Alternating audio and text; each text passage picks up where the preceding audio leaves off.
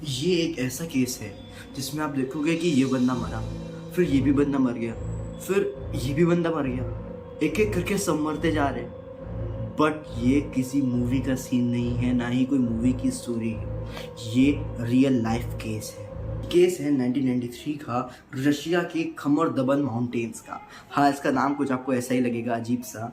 और ये जो रीजन है ये लेक बाइकाल के पास है।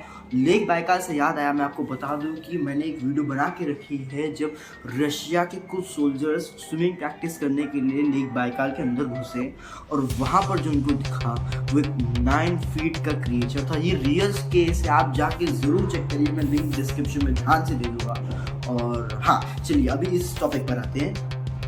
ये जो ट्रेकिंग का ग्रुप था इसमें टोटल 7 लोग थे और इनके ग्रुप का लीडर का नाम था, वो लड़की थी, उसका नाम था ल्यूडमिला कोरोविना। हाँ, ऐसा ही नाम है। और सब लोग प्रॉपर ट्रेन थे, सबके पास प्रॉपर सर्वाइवल नॉलेज थी, एक्सपीरियंस था और इक्विपमेंट्स भी प्रॉपर थे। प्लान सिंपल था कि नेचर एक्सप्लोर करेंगे, ट्रेकिंग का हम लोग मिशन पूरा करेंगे।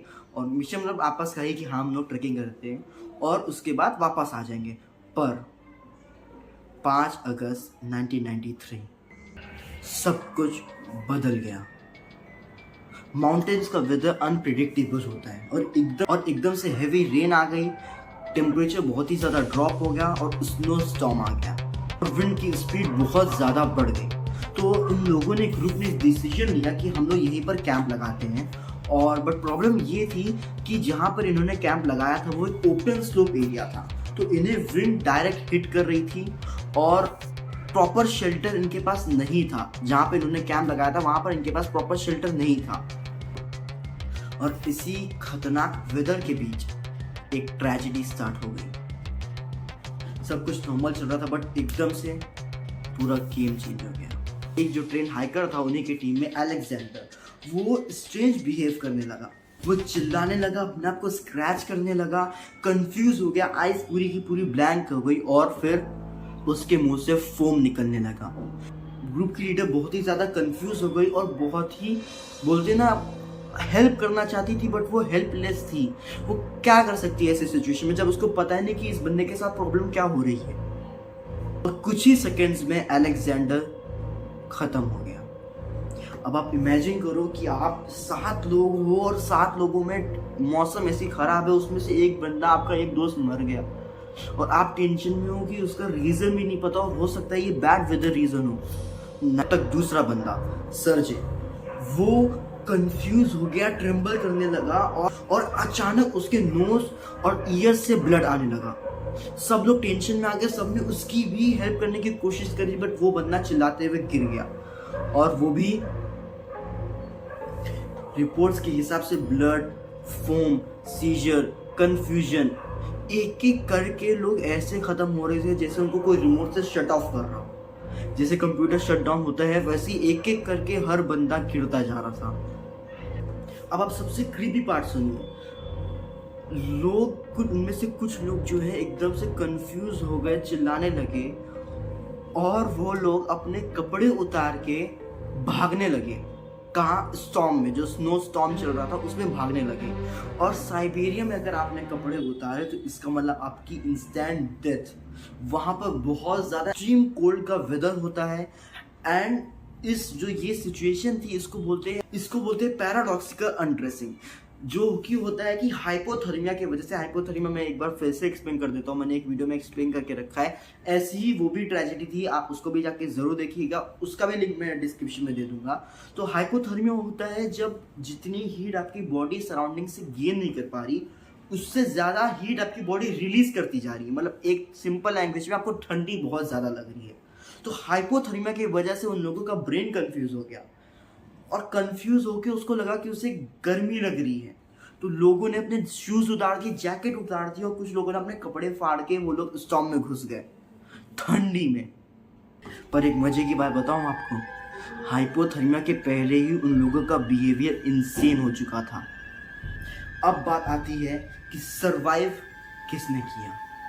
तो उस ग्रुप में एक बच्ची थी 17 साल की, वैलेंटीना उटोचेंको। उस बच्ची ने सरवाइव किया जब ग्रुप के सब एक एक करके खत्म होते जा रहे थे और ग्रुप लीडर भी कंफ्यूज हो चुकी थी, उसको भी लग रहा था कि वो भी अब नहीं बच पाएगी, तब ग्रुप की लीडर ने चिल्ला के कहा बच्चे को कि तुम भाग जाओ, तुम अपनी जान बचाओ, तुम भाग जाओ। तो ये बंदी ने बहुत ही बहादुरी का काम किया और अपने ग्रुप को पीछे छोड़ के, मतलब ग्रुप क्या, ऑब्वियस की बात है, वो लोग तो खत्म ही हो चुके थे और उनका खत्म होना भी तय था। तो इसने उन लोगों को पीछे छोड़ के ये बंदी ने भागना चालू करा। पहले वो भी बहुत ज़्यादा ही कंफ्यूज थी और शॉक में थी। वो अपने फ्रेंड्स को एक एक करके मरते हुए देख रही थी और देख रही थी कैसे ग्रुप की लीडर सबको बचाने की कोशिश कर रही है। फिर ग्रुप की लीडर ने कहा कि run, go down, save yourself, और फिर से बहादुरी से काम किया एंड शी रैन। अब वैलेंटीना की सिचुएशन और भी क्रिटिकल हो गई। वैलेंटीना अपने ग्रुप में 17 साल की लड़की और वो अब अकेली बची है, 7 लोगों के साथ रहती है और साइबेरिया जैसे माउंटेन्स अगर आप फोटो में देख सकते होंगे तो कैसे एरिया में वो अकेली बची। कुछ दिन क्या 2 दिन तक वो पेड़ के बीच में हाइड करती रही, अपने आप को रेन से बचाती रही। उसके पास खाना नहीं था, मैप नहीं था, शेल्टर नहीं था, कुछ भी चीज़ें नहीं थी। वो बस कैसे ना कैसे सर्वाइव कर रही थी। कितने बार वो लड़की अनकॉन्शियस हो गई और गिर पड़ी, बट फिर भी वो सरवाइव करने का इंस्टिंक्ट होता है ना कि हाँ भाई मुझे सरवाइव करना, मुझे बचना है कैसे तो कैसे। तो इस लड़की के अंदर की विलिंगनेस ने इसे बचा के रखा। फिर रेस्क्यू वालों को ये लड़की एक रिवर के पास मिली जो कि 2 दिन से अकेले सरवाइव कर रही थी। और साइबेरिया में अकेले सरवाइव कर लेना, वो भी इसकी एज में, मतलब मिरेकल था। वहाँ की सराउंडिंग्स ऐसी है कि ये मिरेकल घोषित हो जाता है।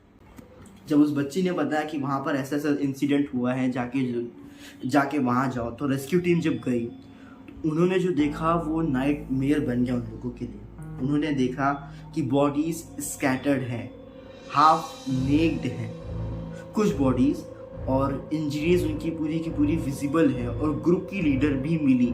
और सबसे स्ट्रेंज पार्ट ये कि कोई एनिमल का साइन नहीं, कोई फाइटिंग का साइन नहीं। जैसा मैंने आपको बताया, कोई फाइट का साइन नहीं, कोई एनिमल का साइन नहीं, ना किसी के अटैक का साइन, बस सडन डेथ। और जैसा मैंने आपको बताया कि हाइपोथर्मिया के पहले भी वो लोग मैड हो चुके थे, इंसेन हो चुके थे। देखो, ऑफिशियल्स को कुछ तो करके केस क्लोज करना पड़ेगा। तो उन्होंने केस में रीजन क्या डाला कि हाइपोथर्मिया और एक्सट्रीम कोल्ड की वजह से इन लोगों की डेथ हो गई।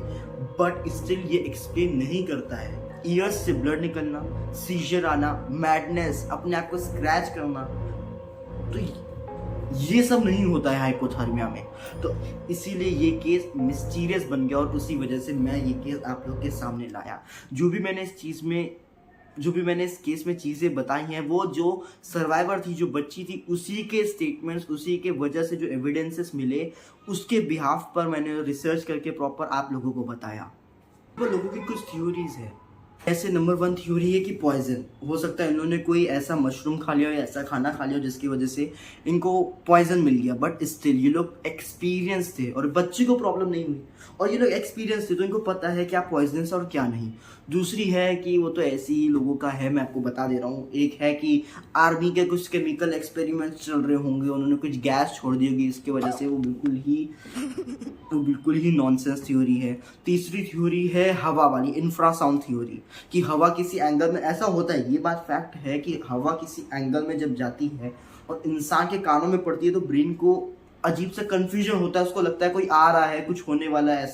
जैसे जातलोव पास में लोगों की थ्योरी थी। अगर आप जातलोव पास नहीं जानते हो तो ज़रूर से ज़रूर जाके केस चेक करिए। मैंने अभी तक जो भी केसेस आपको इस वीडियो में और केसेस का रेफरेंसेस दिया वो तो एक जगह, और ये केस भी एक जगह, बट जातलोव पास तो भाई अलग ही केस है। आप जाके उसको देखिए। तो डिस्क्रिप्शन में सबसे टॉप में लिंक मैं जातलोव पास का ही दूंगा।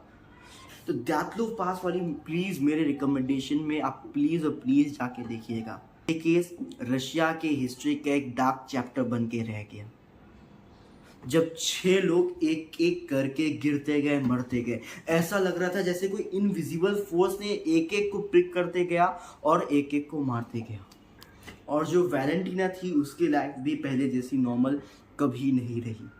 तो खमर दबन जो माउंटेन्स है, ये सिर्फ माउंटेन्स नहीं है और ना ही ये एक ऐसी जगह जहाँ पर कोई ट्रेजेडी हुई थी। ये एक वार्निंग है कि जब आप नेचर को अंडर एस्टिमेट करोगे तो नेचर के पास इतनी पावर होती है कि वो बिना किसी रीज़न के आपको इरेज कर सकता है। तो याद रखिएगा, नेचर कभी भी किसी भी चीज़ को इरेज कर सकता है। तो सब्सक्राइब कर लीजिए क्योंकि अगला केस और भी मिस्टीरियस होने वाला है। एंड प्लीज़ मुझे सपोर्ट करिए, लाइक करिए, कमेंट करिए। मैं पढ़ाई के साथ साथ ये चीज़ें भी मैनेज करता हूँ, तो प्लीज़ मुझे सपोर्ट करिए। Thank you so much.